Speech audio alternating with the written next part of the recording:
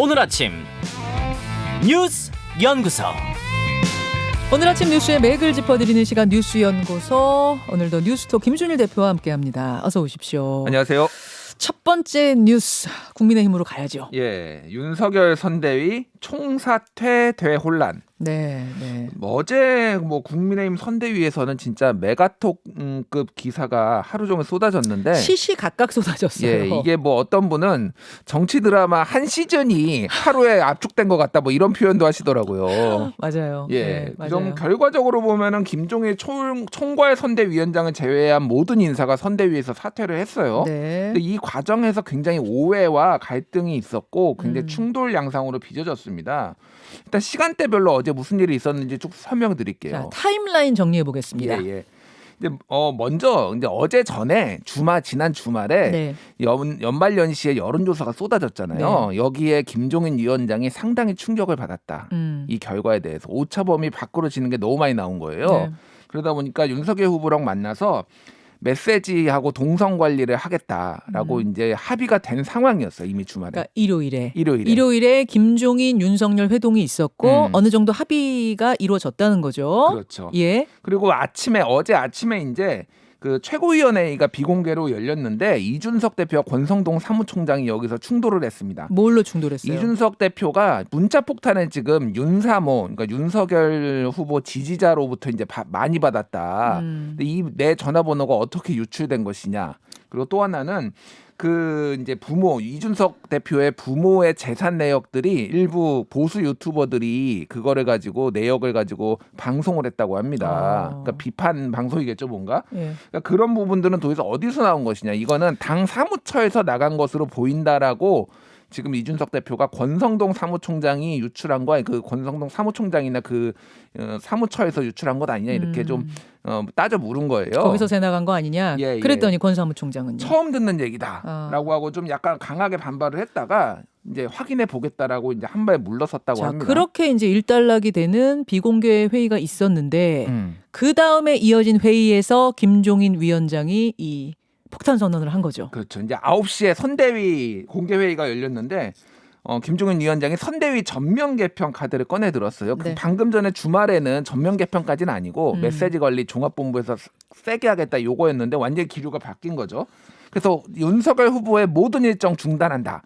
이렇게까지 이제 얘기를 한 거예요. 아니 그러니까 전면 쇄신을 하겠다라는 걸 탁 공개적으로 던지고 나서 윤석열 후보는 그때 행사장에 있었잖아요. 행사장에 있었어요. 예. 한국거래소의 개장 행사장에 가 있어서 거기서 이 소리를 듣고 그때 이제 일정 중단하고 당 사무실로 다시 들어온 거죠. 이게 무슨 일인가 하고. 그러니까 이게 공교로웠던 게 연설을 막 하고 있었어요. 거기서 축사 연설을 하고 있는데 밑에 자막에 속보 윤석열 모든 일정 중단 이게 나가버리니까 이 모양이 좀 이상하게 돼버린 거죠. 윤석열 후보도 축사를 하고 내려와가지고 선대위 전면 개편과 모든 행사 일정 중단 이걸 받아 듣고 좀 황당했다고 합니다. 아니 일정 중단은 후보가 스스로 결정한 게 그것도 아니었어요? 그게 아니라 선대위에서 나온 거예요. 일정 중단도 선대위에서 나와가지고 그래서 원래는 기자들 브리핑이 예정돼 있었는데 그거 중단 아무것도 안 하고 이제 오면서 기자들이 계속 물어보니까 묵묵부답해서 약간 거기서 몸싸움 막 부딪힌 것까지 살짝 있었다고 기자들하고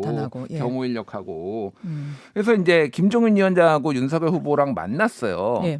그래서 이거에 대해서 좀 윤석열 후보가 약간 섭섭함을 본인도 모르게 이렇게 갑자기 전격적으로 이런 게 이루어진 것에 대해서 섭섭함, 통지가 안 된 것에 대해서 섭섭함을 좀 내비쳤다라고 합니다. 그래서 그 이후에 이제 신지혜 새시대 준비위원회 부위원장의 자진 사퇴도 비슷한 시점에 이루어졌어요. 육본부장의 사퇴와 신지혜 여기 이제 선대위가 아니라 새시대 준비위인데 거기에 신지혜 부위원장 사태가 거의 동시에 이루어진 거고. 예. 그러니까 이게 어떤 신지혜 부위원장이 사실 그렇게 정치적 중량감이 있는 인사는 아닌데 이게 워낙 소위 말하는 2030 남성들의 이제 반발이 좀 있었다. 공개적인 반발이 있었고 그게 이준석 대표와의 갈등으로 비춰지니까 이게 많이 주목을 받았어요. 어쨌든 신지혜 부위원장은 사퇴하면서 이준석 대표를 강하게 비판을 했습니다. 그렇게 하면서 갔고요. 그리고 오후에는 긴급 의원총회가 열렸는데요. 여기에서 이제 선대위 개편안과 관련해서 많은 의원들이 의견을 냈고 특히 이준석 대표에 대해서 강하게 성토를 했다고 합니다. 그러니까 지금 당 대표가 밖에서 언론 인터뷰만 하면서 지금 분란을 일으키는 거 아니냐. 근데 이때 이제 김종인 위원장의 논란의 발언이 나오는데요. 도저히 이렇게 갈 수 없다라고 하면서 총괄 선대위원장이 아니라 비서실장 노릇을 내가 할 테니까 후보도 태도를 바꿔서 우리가 해준 대로 연기 좀 해달라. 이렇게 얘기를 한 거예요. 이게 이제 의원총회에서 마이크 잡고 한 이야기인데 예. 이 부분이 어제 논란이 좀 됐어요. 많이, 연기하라는 게 그럼 뭐 후보 보고서 뭐 거짓으로 뭘 하라는 건가? 뭐 가짜 뭘 하라는 건가? 여기에 대해서 김종인 위원장은 뭐라고 후에 설명을 했습니까? 그러니까 이제 김종인 위원장이 예전에 했던 발언을 보면은 대선 후보는 배우 역할만 해야지 본인이 감독과 배우를 다 하려고 하면 안 된다. 이렇게 얘기를 했고 지난 7월에 윤 후보가 이에 대해서 화답을 하면서 이제부터는 배우만 하겠다. 한마디로 김종인이 지시하는 대로 잘 따르겠다. 이렇게 얘기를 한 바가 있거든요. 예. 그거에 이제 연장성산으로 볼 수가 있는 건데 이거를 이제 연기만 해달라라고 하니까 이게 무슨 아바타 정치냐 꼭두각시 정치냐 뭐 이런 논란들이 이제 나온 거죠. 그러니까 원래 김종인 위원장이 이 선거판을 어떤 극에 많이 비유를 해요. 그래서 후보는 주연 배우, 그다음에 이 선대위는 뒤에 스텝, 뭐 감독, 연출 이런 역할을 해서 굴러가야 한다라는 비유를 많이 하거든요. 운동으로 따지자면 선수와 감독 같은 느낌. 근데 그걸 거두절미하고 그냥 연기마라는 단어만 던져버리니까 오해의 소지가 있었어요. 그렇죠. 예. 어쨌든 뭐 여당에서는 굉장히 비판 성명이 여러 개 냈어요. 이거 가지고. 네. 그리고 그 의원총회에서 핵심 인사, 당의 핵심 인사들이 줄줄이 사퇴 선언을 했어요. 예를 들면은 김기현 원내대표, 김도읍 정책위 의장 뭐 이런 분들이 다 사퇴를 하게 된 거예요. 그리고 결정적으로 오후 5시쯤에 국민의힘에서 성명이 나왔는데 총괄 선대위원장, 상임선대위원장, 공동선대위원장, 총괄 네. 상황본부장 등 모든 인사가 사의를 윤석열 후보한테 표명했다. 이런 국민의힘의 게 나왔어요. 공식 공지인데 거기에 김종인 총괄 선대위원장 이름까지 들어가니까 또 한 번 기자들이 뭐야 이거 이렇게 됐죠. 그러니까 앞에서는 예를 들면은 연기만 해라, 다 지도해주겠다. 내가 이런 비서실장 하겠다 했는데 비서실장 하겠다 그러는데 갑자기 사퇴한다고 하니까 그래서 기자들이 김종인 위원장한테 전화를 걸어서 물어보니까 무슨 소리냐 이게. 그게 어떻게 된 거예요? 결론은 어떻게 된 거예요? 그거 그러니까 누가 실수한 거예요? 이게 그래서 처음에는 해석이 많이 나왔어요. 소위 말해서 지금 이런 총사퇴 국면에서 소위 말하는 윤핵관들이 김종인 위원장도 쓱 밀어 넣어가지고 같이 총사퇴를 시키려는 거 아니냐. 약간 음모론적 해석도 좀 나오고 그랬는데 네네. 결과적으로 보면은 임태희 이제 본부장이 김종인 위원장한테 전화를 걸어서 다 사퇴한다고 하는데 혹시 사퇴하시냐라고 하니까 김종인 위원장이 좀 특유의 약간 그래 약간 이런 알았어요 뭐 이렇게 답변을 했다고 합니다. 아, 그러니까 의사소통에서 거기서 문제가 생겼다는 거군요. 임태희 본부장 측 얘기로는 예. 그리고 이제 뭐 저쪽 당 얘기로는 예. 그렇게 알았어요라고 말한 걸로 이해를 하고 그러면 사퇴하나 보다 그래서 다 같이 밀어 넣었다라는 거예요. 그 성명에 그러니까 예. 발표에. 근데 본인은 그렇게 얘기를 한 적이 없다라고 지금 나온 그러면은 거죠. 결론적으로는 혼란이 있었지만 결론적으로는 임태희 본부장의 어떤 의사소통 미스가 되는 거예요. 뭐 그렇게 해석이 되는데 왜 그러면 갑자기 김종인 위원장한테 물어보고 누가 임태희 본부장한테 그걸 알아보라고 시켰느냐 뭐 이런 거는 지금 명확하게 해명은 안 되고 있어요. 그러니까. 근데 임태희 본부장은 누가 뭐래도 김종인 위원장 사람이니까 그러니까요. 김종인 위원장을 곤란하게 하려고 뭐 일부러 그랬다고 보기는 어렵잖아요. 근데 어쨌든 왜 갑자기 사퇴를 하는지 여부를 그렇게 물어봤는지 이게 뭐 명확하진 않은데 어쨌든 뭐 미스커뮤니케이션 있었어요. 정도로 네. 지금 이해가 어쨌든 정리가 되는 거고 그래서 지금 윤석열 후보도 오후 늦게 선대위 내용에 대해서 사과를 했고 이준석 대표는 상황을 좀 더 확인해 봐야 된다라고 하면서 당대표 사퇴에 대해서는 지금 선을 그은 상황이고요. 오늘 중에 이제 좀 수습이 될지 여부가 좀 관심사예요. 이게 장기화될지 그 누가 이거를 수습을 할지 갈등이 일단락될지 어떤 사람이 들어올지 뭐 이런 것들이 관심사입니다. 오늘 내일 사이에 이제 세 판 짜기를 완료하겠다 그건 거죠.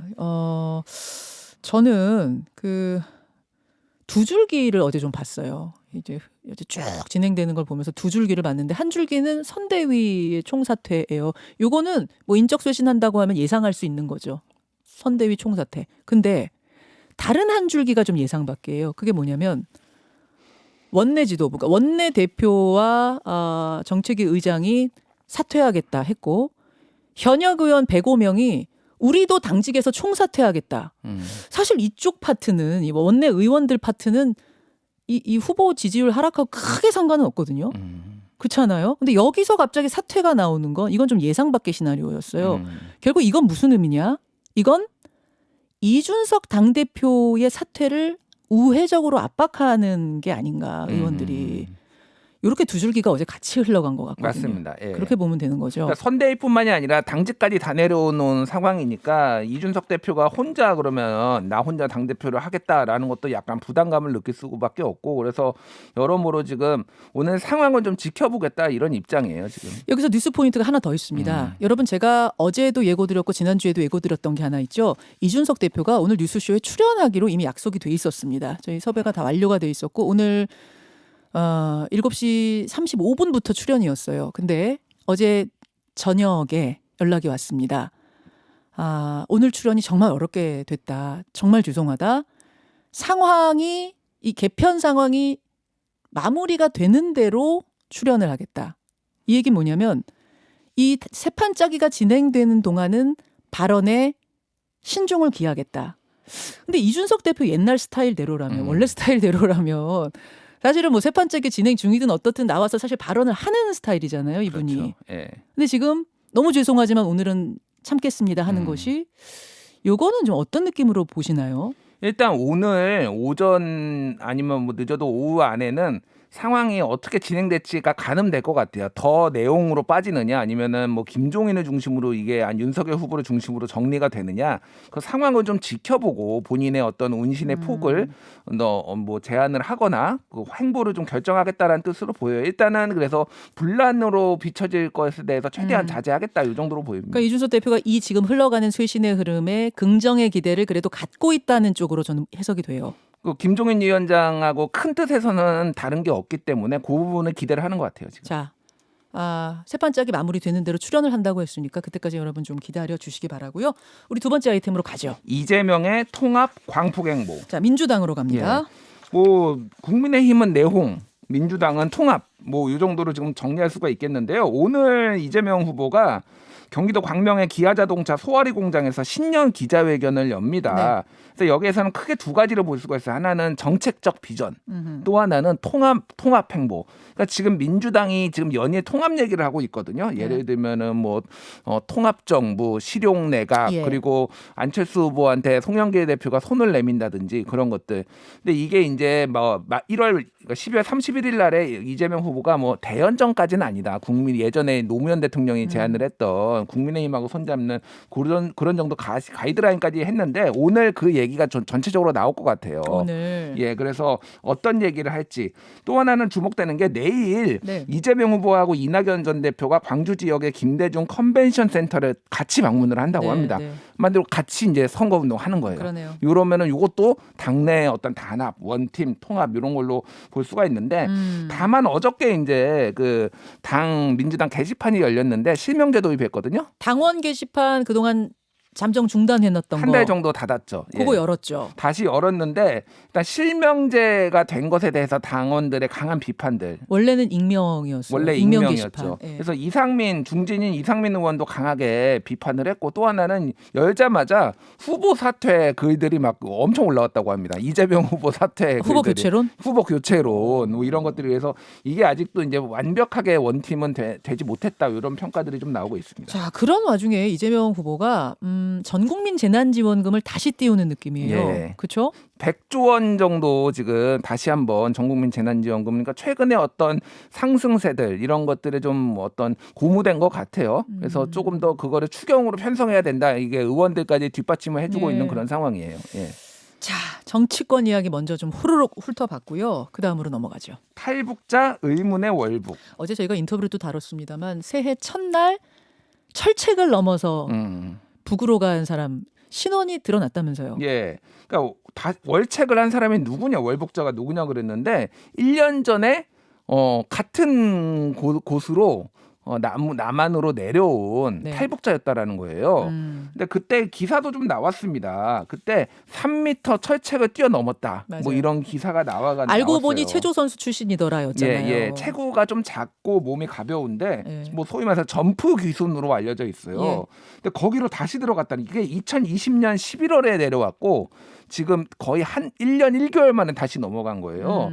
그러니까 이게 일단은 뭐 들락날락 무슨 뭐 이마트도 아니고 들락날락 할 수 있는 거냐 일단 그런 이렇게 비판, 쉽게 이렇게 쉽게 그런 얘기도 나오고 있고 또 하나는 북한의 대응인데 원래 북한이 어제도 말씀드렸지만은 남한에서 넘어온 사람들 사살하거나 그런 경우가 많았잖아요. 코로나 방역을 이유로.